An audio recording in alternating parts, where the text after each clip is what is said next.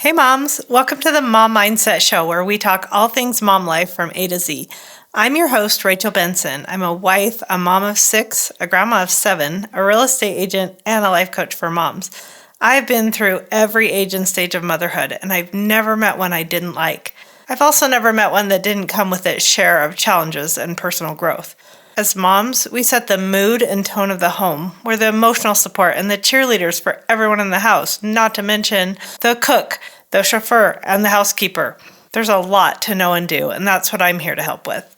I want to help you create the home and family life of your dreams, and I do that not only by helping you with the skill set, but more importantly, the mindset that can really help you succeed as a mom. Thanks for being here. Let's talk about what's on your mind today. Hey moms, welcome to the show. I'm super glad you're here. I'm super excited for what we're going to talk about today. And before I get into that, I just wanted to say I hope you're enjoying the beautiful spring weather. I know May can be almost as busy as December for moms. I think I've heard it called Maycember or something like that, with all of the end of the year graduations and performances and, just wrapping things up. I know it can get super crazy. And I hope that when you're feeling a little crazy, maybe you will just take time to go outside, go for a walk, look at the beautiful blossoms, and take in the fresh air. I've really never found anything better than a walk for clearing my mind and relaxation. So I hope you give yourself that gift, even if you have a ton of kids in the stroller. Just keep them busy and just take whatever time you need to, get centered and do what you need to do for you so you can show up as the best mom that you can be. And before I talk about what I wanted to share today, I want to remember to tell you that you don't have to write any of this down. I'm going to be teaching you the model or the self-coaching model that is the basis of everything that is done at the life coaching school that I went to, the Life Coach School, which was founded by Brooke Castillo, and she created the model. And my daughter Ellie created a beautiful PDF that you can just print off and use that if you want to practice some models after I show you how to apply the model to your thinking. As moms, we want to provide mental strength and stability to ourselves so that we can be there for our family. And this is the best tool I have ever found in all my years of self-help, to just put your thoughts down in a logical way and see what the results are of whatever you're thinking. I'm about to explain what I mean by that, but for now, just understand that you can go to my website after this podcast airs. Go to mom-mindset.com, where you'll be able to get that PDF. And also there's a section called Ask Rachel, where you can go and just put in any question anonymously there on the website, and I will answer it in the next couple of days, usually also anonymously, so no one will know who's asking. And that's just a resource that's there for you. And the last thing I wanted to ask is that if you are enjoying the podcast, you will follow the show, rate the show, leave reviews, share it with your friends, anything to get the word out more, because I want to help all the moms out there gain more mental strength and stability, because I know that sometimes being a mom is like getting on a roller coaster ride that you never ask for, and it's easy to let our emotions go up and down with whatever is going on with our kids. Or even right now, we're facing a situation with my father-in-law where he's been really struggling after a fall a while ago, and it really does feel kind of like a roller coaster. He's better some days than others, and everyone's just trying to help and take care of him and figure out the best thing to do. And I know how that goes. So the tool that I'm going to teach you today can really help with that. But I'm just going to give you a quick warning. You cannot unknow this. Like, after I teach you why I always say your thoughts create your feelings, and teach you this model that you can use to sort of basically sort out your thinking, it's both the most empowering thing and also a little frustrating, because when you learn that nothing outside of you creates your thoughts or feelings, and that you can use the model to create any result that you want in your life, sometimes we use that information against ourselves. So let's just promise right now that we're not going to do that, and that we're just going to purely use this information to empower ourselves as moms. If you've listened to me for any length of time, you've probably heard me talk about years ago when I had probably about 3 little kids, and our kids are close together. We had 6 kids in 12 and a half years. So the first 3 were just all in, we had a 4-year-old, 2-year-old baby.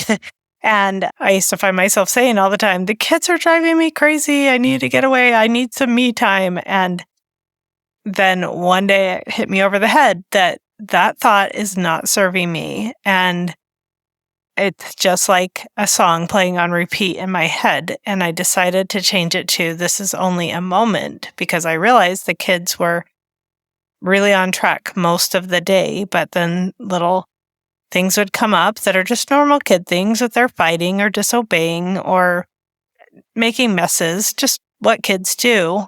And that it was just a moment in time. And when I thought about it that way, I was a much more calm and patient mom, and I was able to show up more as a mom I wanted to be. But I didn't realize that I could apply that type of change of thought to so many more situations until years down the road from that moment, when I started listening to Jody Moore's podcast. And she is another coach trained at the Life Coach School, and her podcast started to teach me this thought model. And as soon as I started learning about it, I was like, oh my goodness, I need to get coached by her. And so I joined her program, and I'm still in it today. But the first time I got coached by her, I got coached on a really personal situation that was really hard for me, where I felt disrespected and misunderstood. And I won't go into it because it's personal, but talking through it with her, applying this model, made such a huge difference that I went away from that call with something that had been troubling me for probably a year at that point, and just felt a weight lifted off my shoulders just because I was able to get a different perspective on the situation and see how I was empowered to think about it differently. And that made me show up differently without having to change the situation that I was in. So Brooke Castillo, who created this model, has told the story of how she figured this out. She was a lot like me. She loved listening to personal development, self-help books, and things like that. And one day she heard from someone, your thoughts create your feelings. And she was like, wait, what? And then as she came to understand that, she created this simple, elegant, repeatable model that's almost like a mathematical formula, where you can plug in any thought or feeling or circumstance that you're having and see how your thinking creates a certain result. So the model is abbreviated CTFAR. C is for circumstance, T is for thought, F is for feeling, A is for action, and R is for result. And one line of the model just basically leads into the next. So let me explain and go into a little more detail about each line of the model. The first line in the model is the circumstances. This is simply the facts of the situation, of any situation in life. These are things that could be proven in a court of law, or things like the number on the scale, or the amount of money you have in the bank, or specific things that people said or did. Like, you might have a sister-in-law that you think is rude, but the facts are that you have a sister-in-law that says and does certain things. Those are the only facts of the situation. And the most important thing to understand about circumstances that none of us really want to believe, I don't think, is that circumstances are neutral. They don't mean anything until we start thinking thoughts about them. And then that's how we give them meaning. And then we come to feel happy or sad about certain circumstances. So let me give you a quick example. If I say to you, Donald Trump was president until 2020, did your blood pressure just go up? Or like, what did you think about that? Maybe you think he was a fantastic president. I don't think anyone has a neutral opinion about Donald Trump. But the thing to know there is anything beyond Donald Trump was president between 2016 and 2020 is a thought. And thoughts are what go in the next line of the model. Thoughts are essentially the sentences in our head about the people and situations in our lives. They are the meaning that we give to the circumstances. Let me give you a little example of how this works. Let's consider 3 women who are widowed. And they say to you, my husband passed away. You might immediately say, oh, that's really sad. I'm so sorry. But what you might not know is that woman 1 married her husband for his money. And so now actually her thoughts about it are, all the money is mine. So she's definitely not sad.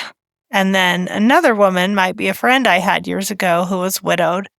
And if you asked her about her husband, she would say, oh, God gave me my divorce because she had an unhappy marriage. So her thoughts about that didn't make her feel particularly sad.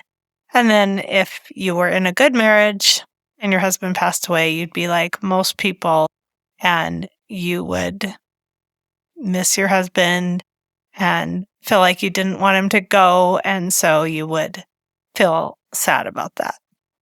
One really important thing to know about thoughts is that all thoughts are optional, and some thoughts serve us and some thoughts really don't. Now, we have like 60,000 thoughts a day, so we're not going to be processing through all of them in this way that I'm talking about, but we can pause and take a look at the ones that are causing us trouble. Like if there's something you're just constantly worried about or sad about, or even if there's things you want to accomplish that you're not making progress on, goals you want to achieve, dreams you want to fulfill, and you don't feel like you're making any progress, take a look at your thinking and you'll soon find out why that's the case. All of us have negative limiting beliefs that really don't serve us, but we just keep thinking them because a lot of times they're just sort of running on default, like that thought, the kids are driving me crazy. And there are so many times when the simplest shift in our thinking can have a huge, huge impact. The simplest thoughts like everything will be okay in the end, or with God, all things are possible. If you believe those kinds of thoughts, you're going to have a lot more peace of mind than if you're thinking constantly like, I've got to control this situation, I've got to get a handle on it, and it's like something outside your control. Then that's the root cause of anxiety and worry. So that leads us into the next line of the model, which is what we call the F line, the feeling line. Feelings are actually chemical reactions that we have in our bodies in response to the thoughts that we have.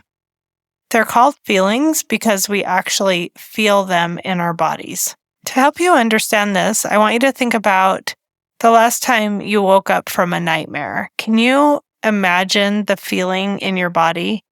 Like you wake up, maybe you're sweating. I know for me, I will feel the most unpleasant, like prickly, cold, frozen sensation in my whole body. Like I can't move and I can't breathe.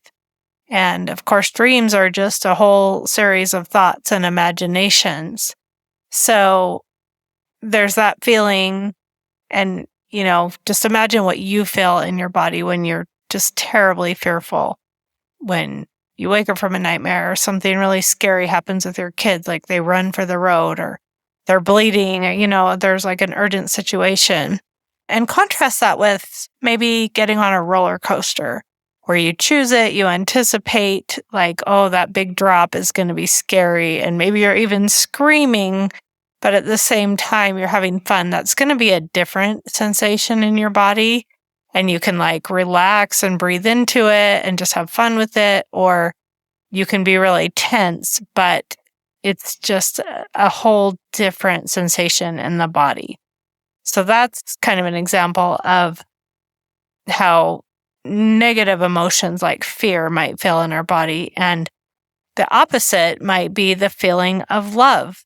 Now, I know if I'm walking down the street with one of my grandkids holding my hand and chattering to me, and I'm thinking thoughts like, they are the cutest human beings on the planet. I'm the luckiest grandma. And I just feel this whole sensation of love. Like it feels like warm, beautiful butterflies in my chest and in my throat. And it just like a warmth that fills my whole body. And I associate it with like words like joy and happiness, those kind of feeling words. So there's a whole range of emotional vocabulary that we can have, but as you're just starting out this process of learning to identify emotions, seeing how they feel in your body, seeing what thoughts cause different emotions, you can just use the simplest words like happy, sad, mad, glad.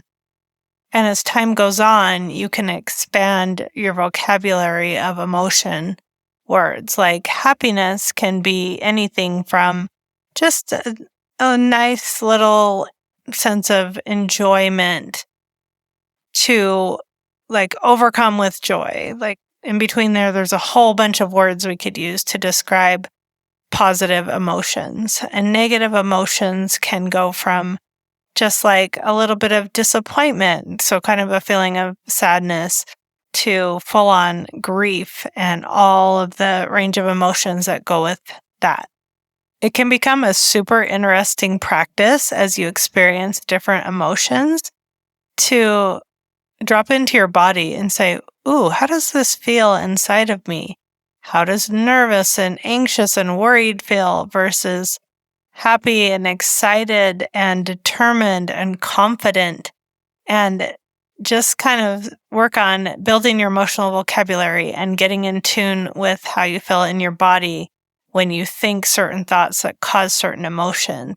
And there are a million examples I could give you, but I just want to give you a little handful from when I was going to my class at the gym yesterday. Every Monday morning at 7 is a high fitness class taught by one of my friends, Vicky, and I really enjoy going because I feel like it's the best workout, the best way to start the week, nice and sweaty.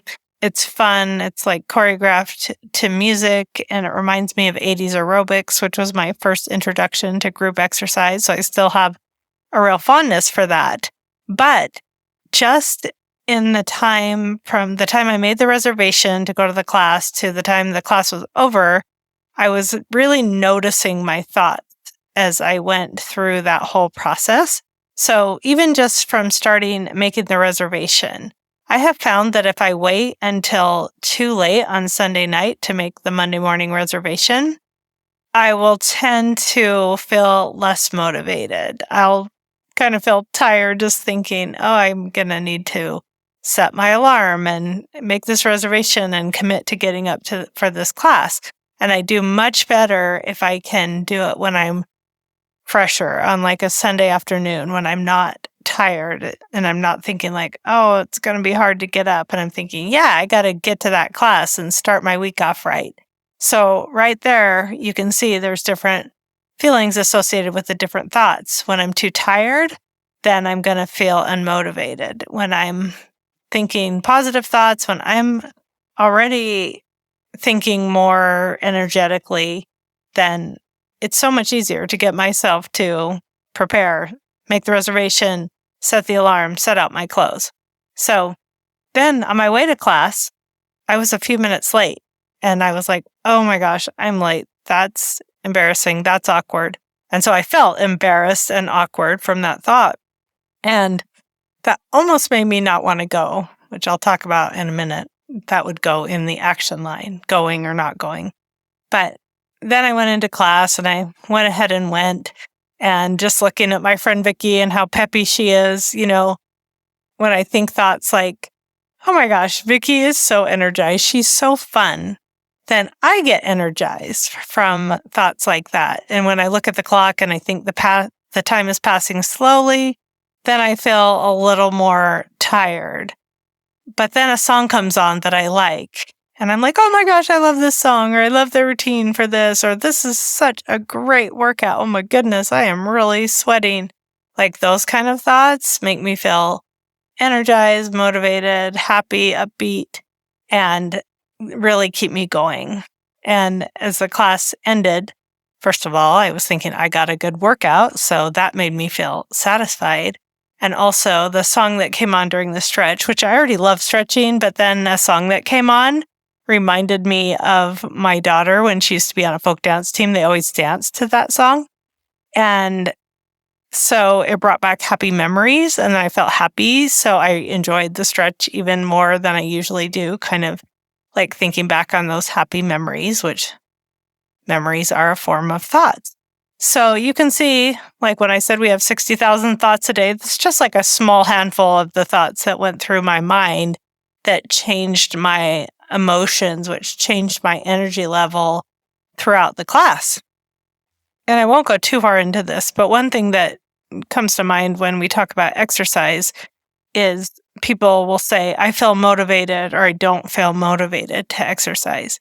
So just understand that that motivation comes from your thoughts. Motivation doesn't come from, there's a class on Monday mornings at 7, it's high fitness.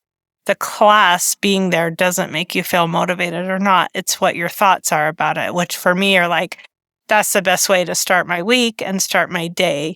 And it will be fun because Vicky's going to be there teaching and she's going to be super peppy like she is. And I like the music and I like the routines. And those kind of thoughts make me feel motivated. And thoughts like, oh, I have to get up early and what if I don't sleep well and things like that do the opposite. So once we're feeling motivated or not, then we can talk about the next line of the model, which is the action line. The action line is where we get into what we do or don't do because of how we're feeling. Generally, you could say that positive thoughts lead to positive actions and negative thoughts lead to what we might call negative actions or even inaction. So when I was feeling embarrassed about being late to my class, I considered not going. I considered what else could I do during this hour for exercise rather than be embarrassed and feel awkward walking into class. But then again, I thought about, I like the class. It doesn't really matter that I'm late. And so I chose to go to class. So those different thoughts and the emotions that went with them could have led me in two different directions. Understanding this is so key because when we know that we are going to act a certain way because of our feelings and that we can create any feeling by our thoughts, it's just an incredible difference in our lives. I'll give you an example probably most moms can relate to, and that's like if you had been working on weight loss and maybe making some good progress, and then you got on the scale and say that you jump back up to higher than you were when you started. And then maybe you thought this is hopeless and you felt discouraged.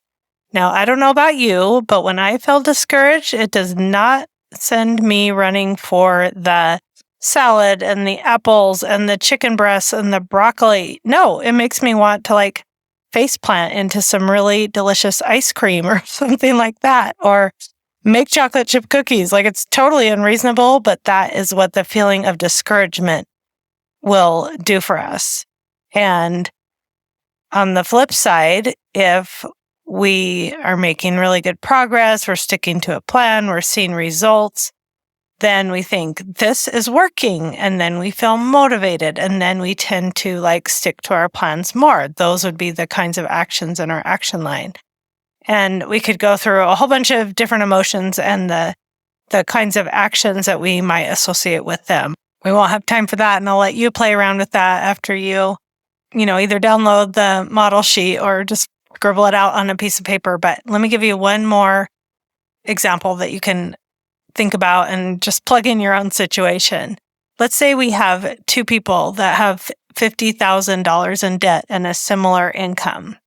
person number one looks at that and says to themselves, oh, I can pay that off in 2 or 3 years.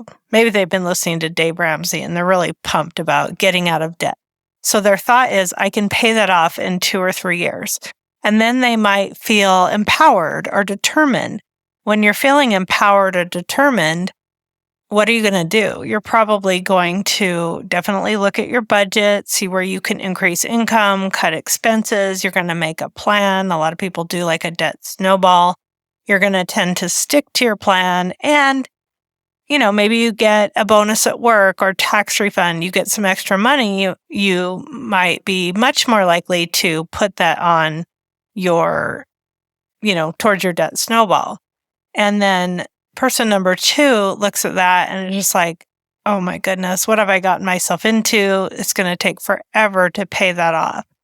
And so when they think that thought, then they might feel defeated and discouraged. And again, kind of like the weight loss example, when you're feeling defeated and discouraged, are you going to, really work on your debt snowball? Or are you maybe going to just give up, maybe even get in more debt because spending money feels good? And if you're thinking something like, I'm always going to have these credit card payments, this car payment, you may just be like, what the heck? And just go make the situation worse, knowing that it's not going to change my monthly payments that much. And when you take either one of the kinds of actions I just described, depending on whether you're feeling determined or discouraged, that is going to lead to your result, which is the last line of the model. So your result line comes from your actions. Your actions create your results. And this is super important. They always tie back into your thought. So in the debt example, the first person who was thinking, I can pay that off in 2 or 3 years, and then they take some really positive actions like budgeting, sticking to their plan, doing the debt snowball, throwing extra money at their debts when they have the opportunity, they're going to pay their debt off in 2 or 3 years or possibly even sooner because they are focused on it. The next person who feels defeated and gives up and even runs up more money in credit card debt and doesn't really try because of that feeling of discouragement, they literally end up being in debt forever like they thought they would be, or it takes forever to pay off their debt because of that feeling of discouragement and the actions that it creates and the result that is created from those actions. So that was kind of a mouthful, but I hope that makes sense. And while I'm on the subject of money, I want to give a real life example that I share with a couple of my kids' permission. I have one son who was telling me one time that he had, I think it was about $5,000 in debt, and he was feeling kind of overwhelmed about that. And my thought was, wow, that's impressive, because until a couple of years ago, he was a self-employed or a contractor. He had contract work in graphic design and video and photography, that kind of thing. And so I was impressed. He came through the pandemic and everything, and to me, that didn't sound like that much debt. And when we were talking about it, I was like, do you know how much debt your sister has? His sister, her husband went to med school and she got a master's degree. And so they have over $200,000 in debt. And he was like, whoa. And the crazy thing is the daughter with the, over a couple $100,000 in debt is not worried about it. She knows they'll get it paid off. But as a percentage of future income after her husband finishes his residency, hers is much more as a percentage of yearly income than her brother's is as a percentage of his current income. But again, they both have different ways of looking at it. And that makes all the difference whether they feel overwhelmed or empowered about the debt that they do have.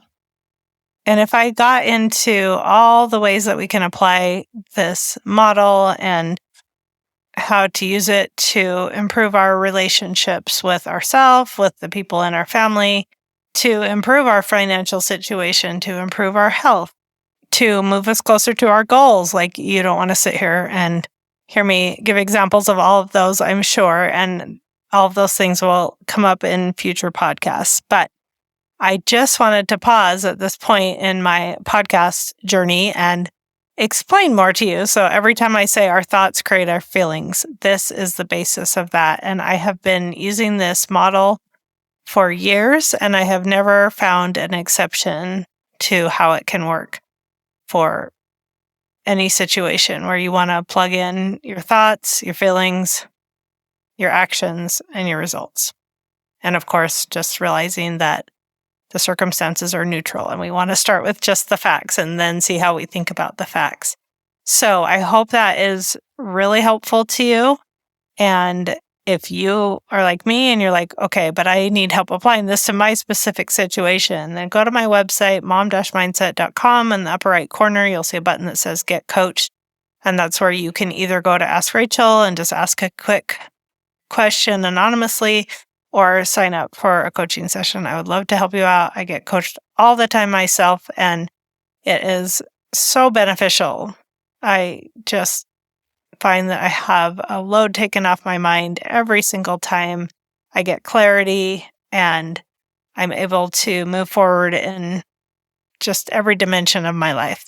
So I want that for you as well. Whether you coach yourself, find another life coach, school coach that addresses the issues that you are facing right now in your life. And just know that you can solve any problem, you can reach your goals, you can live your dreams if you can get leverage over your thinking. Thank you so much for being here today. I will talk to you next week. Hey Mama, thanks for listening to the show today. If you enjoy the ideas I share on my podcast, but you want some help applying them to your personal situation, I want to invite you to learn more about my coaching program, where I talk to moms on a personal basis through one-on-one coaching and group calls. We can talk about anything from the personal challenges that you're experiencing in marriage or motherhood to the goals and dreams that you have for yourself. To find out more and download a copy of my free book, Mom Mindset A to Z, visit mom-mindset.com.